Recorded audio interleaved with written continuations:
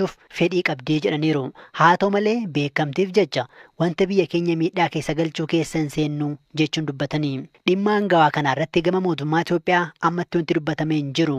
Somaalilaand waggoota 33 dura walabummaa labsattus Somaaliyaan garuu akka qaama isheetti ishee ilaalti. Gameessi obbo Bulchaa Dammaqsaa umurii ganna 95tti du'aan boqochuun isaanii guyyaa har'aa dhagahameera. Hayyuun dinagdee kun bara mootii Hayilee Sillaasee alatti digirii lammataa isaanii baratanii dhufanii Yilmaa Dheeressaa jala hanga ministeera deetaa ministeera maallaqaa ta'uun tajaajilaniiru. Eegasiis hojjetaa dhaabbata biyyoota gamtoomanii akkasumas boodarra bara addawaayii biyya alaatii biyyatti deebi'uudhaan paarlaamaa seenuu fi paartii hundeessuuttis fulla'aniiru. Du'a isaanii dursanii kan dubbatan bulchaan Itoophiyaa ministeera muummee Abiy Ahmad biyyaa fi Afrikaa kan tajaajilan nama waan itti amanan dubbatan jechuudhaan isaan ibsanii duun isaanii biyya miidhaa jedhan. Dhaabbileen siyaasaa KFO, ABO fi aangawoonni olaanoon garaagaraa fi kaanis du'a isaaniitti gadda itti dhaga'ame ibsaniiru. Inuma dhaabni isaan hundeessan warraaqsi Dimokiraatawaa Federaalawaa Oromoo dhaaba Koongireensii Uummata Oromoo wajjiniin walitti dhufuun KFO hundeesseera. Bara bulchiinsa Dargii eegalee kan isaan beekan immoo dura ta'an KFO Profeesar Mararaa Guddinaadha. Waa'ee isaanii ammayyuu taanaa gaafateera. Biyya Itoophiyaa jedhamus haa ta'u, qabsoo Oromoo keessattis haa ta'u nama barbaay'ee turedha. Mootummaa Itoophiyaa keessatti amma yeroo nugusaa nama amma Beekitti Ministeerii ministeera deetaatti nama ol guddatedha. Sana booddee baay'ee World Baankii keessa nama baay'ee barbaay'ee turedha. Afrikaas biyya baay'ee achi deemee hojjetedha. Ispeeshaalii gara dhumaa immoo gara qabsoo Oromoo gargaaruu keessa seenee amma obdiin uumuutti deemeera.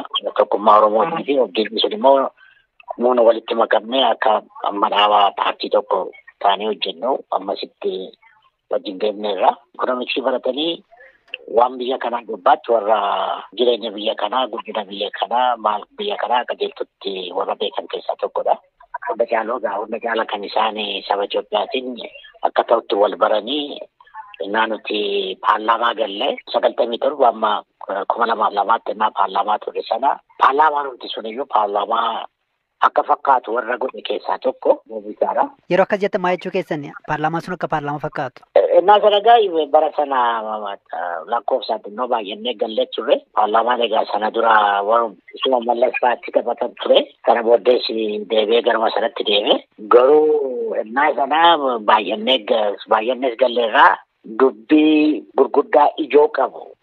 Dubbii lafaa ka'uu akka paarlaamaan tokko akka ta'utti dubbatee sabnis immoo akka dhagoo gochuu kan danda'u waan tokko waan ikonomii Itoophiyaa gubbaatti waan dubbachaa turanii mallasinis chaalenjii gochuu keessa turuuni wannaa sana gahee ofii warra akka ta'utti miseensota warra kaanirra adda godhee paarlaamichittuu akka namni akka dhaggeeffatu akka paarlaamaatti akka ilaalu gochuu sana keessa ammayyuu har'a iddoo baay'eetti argaan jira.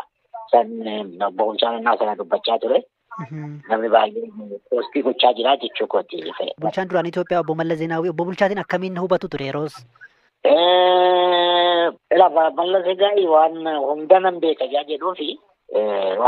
beeka jedhuufi yaada warri kaan dubbatu yeroo baay'ee hin fudhatu. Garuu immoo warra saboota irra dhufeera wayyuma wayyatu. Daangaas jiraniti daangaa namaa eeguunis yeroo tokko Uma yaala amma danda'u yaala ture. Dubbii ikonomii kana gubbaatti yeroo baay'ee bulchaa walitti bu'aa turan.